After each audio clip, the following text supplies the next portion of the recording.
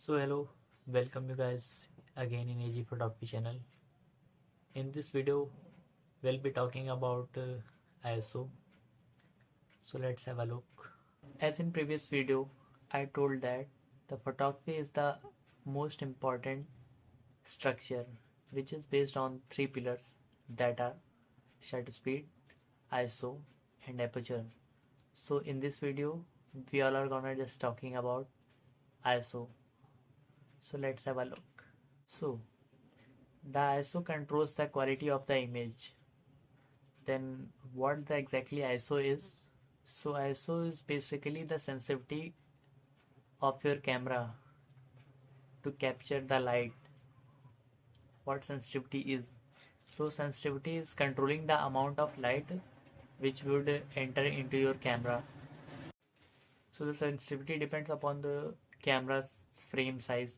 Like most of the cameras as a beginner photographer use that are APS-C camera, and some professional photographer use are called full frame camera. So the sensitivity of the image sensor is less, then the amount of light required to your camera will be the more. And if the sensitivity of your camera or your camera sensor will be the more, the amount of light required would be the less. In our cameras, ISO is represented in number like 100, 200, 600, 800, 1600 and so on. So when the number will be the higher will be the ISO and higher the sensitivity of the camera.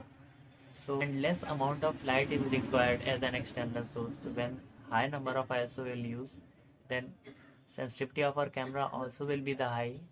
Then the light which would be required from external sources will be the low. So do you also think that the increasing of ISO would be the as a disadvantage in your image quality? So not at all, guys. Increasing the ISO won't have any disadvantage in your image quality, but it gonna increase more noise and grain in your image, and but it will be fine in post production. If light is very good, then keep your ISO low, and if light is getting little bit darker, so increase your ISO as it is required. It also depend on the situation where you are shooting. If you are shooting at handheld situation, their requirement of increasing ISO would be necessary. But if you can use a tripod with you, like if you are shooting at a darker night or darker landscapes, so then you can manage it with lesser ISO by decreasing your shutter speed. It will take lots of time to get inserted the light into your sensor, and it will create a very awesome image. To be honest with you guys, I am fumbling in the videos, so if you have any suggestion for me, then you can comment down below. And if you feeling like my video is useful for you, and basically my video is gonna useful for a beginner photographer as well as professional too. So if you feeling like that my is video gonna useful for you by any means, then you can like and subscribe to my channel. Thank you so much.